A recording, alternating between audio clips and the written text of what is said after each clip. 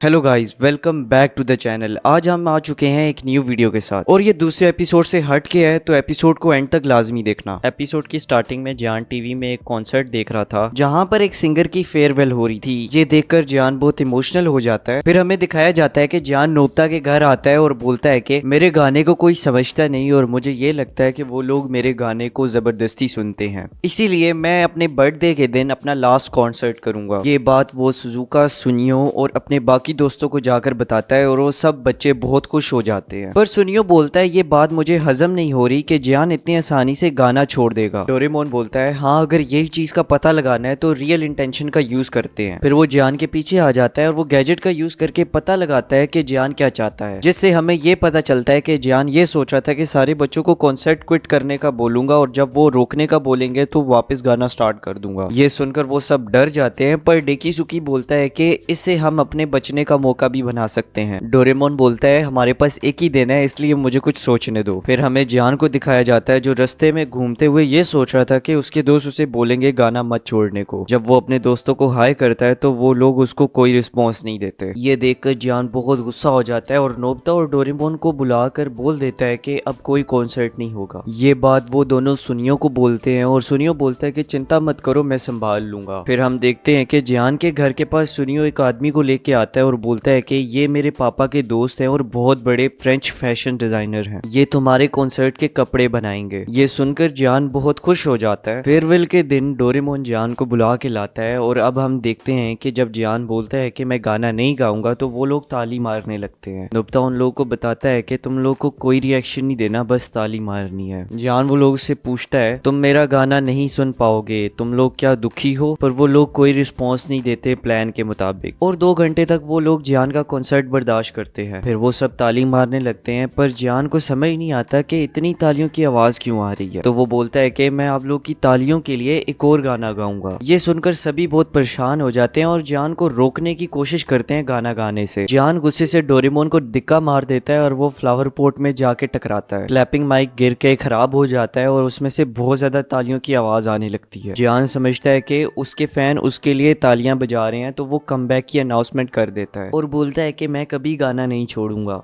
और ये एपिसोड यहाँ पर एंड हो जाती है दोस्तों।